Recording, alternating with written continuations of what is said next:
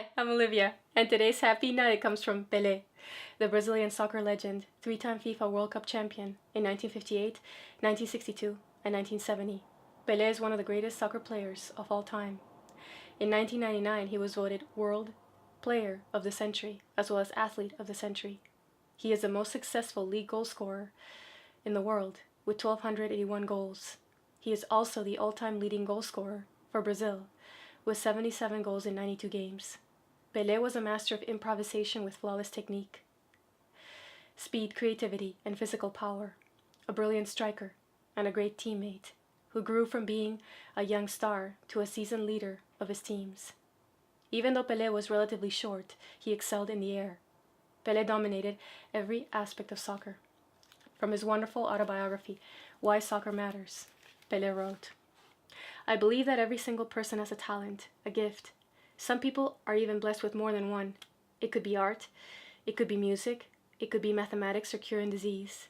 The important thing is to discover one's talent, work hard to perfect it, and then hopefully be lucky enough to use that talent and be properly recognized for it. The pleasure of excelling, of really being the best, is something that everyone should be able to feel. There's nothing quite like it, and it doesn't matter if there are 60,000 people watching or nobody at all.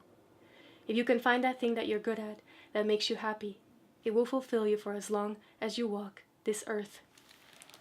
Pelé was born Edson Arantes do Nascimento in 1940 in Minas Gerais, Brazil. Pelé grew up in poverty. His first soccer ball were a bunch of socks tied together borrowed from neighbors. Sometimes he used a grapefruit, or wadded up dish rags, or even trash. It wasn't until Pelé was nearly a teenager that he began to play with real soccer balls. Pelé learned almost everything he knew about soccer from his father, Dondinho. Dondinho played semi-professional soccer, but this was not a lucrative activity unless you played for an elite team. Pelé's family drifted from town to town in search of the next paycheck, but Dondinho was truly talented, and he got an opportunity to play for the most popular team in Minas Gerais. On his first game, he collided against a player and damaged his knee, ending his dream of becoming a professional soccer player. After that, Pelé's family struggled to make ends meet. Pelé spent his childhood barefoot because there was no money for shoes. To help, when Pelé was 7, he worked part-time shining shoes. But before he started work at a train station, he practiced on family and friends until he mastered the technique of shoe shining. In spite of financial difficulties, Pelé had a happy childhood, going on adventures with friends, fishing, and picking plums and mangoes from trees. Dondinho shared his love of soccer with his son, teaching him the basic fundamentals, passing, dribbling, and shooting, practicing drills day in and day out. One drill involved tying a ball to the branch of a tree and bouncing it off Pelé's head for hours at a time, telling him, "Don't blink." Because Pelé was short, he would not enjoy the natural physical advantages on the soccer field, so he would have to become more skilled, learning to make the ball an extension of himself. When Pelé was 15, he got the opportunity to play for the professional Brazilian team, Santos, away from his family. For 2 years, Pelé breathed and lived soccer, playing and practicing on the soccer fields by himself long after the other players had left for the day. It wasn't long before Pelé became an asset to his team, and in 1958 he was chosen to represent Brazil in the World Cup. But he damaged his knee, and he was a breath away from being cut from the team. But his coach had faith in his talent and in his youthful ability to recover. Pelé helped his team win Brazil's first World Cup. With the advent of television, it wasn't long before Pelé became a global icon and the most famous athlete in the world. But approaching 30, Pelé started to wonder what life after soccer would be like.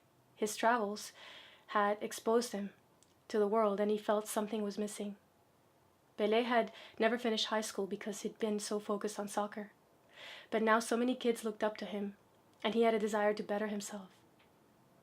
So while playing club soccer, he worked very hard to get his high school diploma, and then for 3 years worked on nights and on his days off to earn a degree in physical education.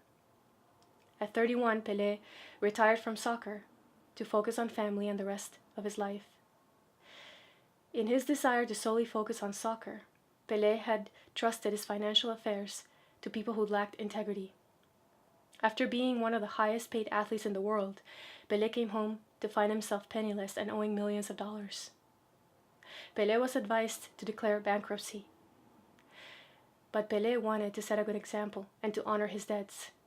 He got the opportunity to play and popularize soccer in America by playing for the New York Cosmos, inspiring a new generation of soccer players, which included the great Mia Hamm. Pelé also worked to improve social conditions for the children of Brazil, to reduce corruption in Brazilian soccer, to help soccer players earn a decent living, and gain basic working benefits. Sports, in their greatest expression, beyond corruption, egos, and fame, have the capacity to bring people together. Soccer shaped the identity of Brazil as a nation, and it shaped Pelé as a player and as a human being. Pelé never forgets that soccer allowed a kid named Edson to live the life of Pelé. His humility and gratitude towards God, his family, the people who helped him along the way, and his beloved sport are always there. Again, from his autobiography, speaking of an anecdote from his childhood, Pelé wrote, "We scheduled games against other squads in the neighborhood, and we won most of them, sometimes by double digits. I began to make all kinds of crazy moves, bouncing the ball in my head, on my knees. Sometimes I would laugh hysterically at hapless players from other neighborhoods as I blew past them on my way to yet another goal. One evening, Don Dino came home from the general store, looking quite upset. When dinner was over, he said he wanted to talk to me, alone. I walked by the street where you and your friends were playing today, and I saw what you were doing out there," he said. My eyes must have lit up. Surely he'd see me make some great new move. "I'm furious with you," he said. "I saw how you were mocking those other boys. You should respect them more. That talent you have, you didn't do a single thing to deserve it. It was God who gave you that talent. Those other boys weren't blessed in the same way, so what? That doesn't give you the right to act like you're better than them. You're just a boy," he continued gravely, wagging his finger at me. "You haven't done anything yet, not a thing. When you've accomplished something one day, then you can celebrate. But even then, you'll do it with humility." No one knows where dreams come from. Sometimes our dreams become our parents. Sometimes our parents' dreams become ours. Dreams arrive at the station of life, at first small, just a pair of eyes looking outside the window at the vast landscape. But as the train chugs along, faster and faster, the engine roars louder and louder. The cards are like dreams, individual but also linked. The unconditional love of a parent is one of the most beautiful things in the world. And when that love comes with discipline, guidance, and an example of honorable values, anything is possible. The greatest gift a parent can give a child is the knowledge that with hard work and unique talent, there's nothing they can't achieve. And that's today's Happy Nugget. If you enjoyed this video, please like it, share it, and subscribe. As always, I link below the video anything I recommend. I hope you have a wonderful day. Thanks for watching. See you next time.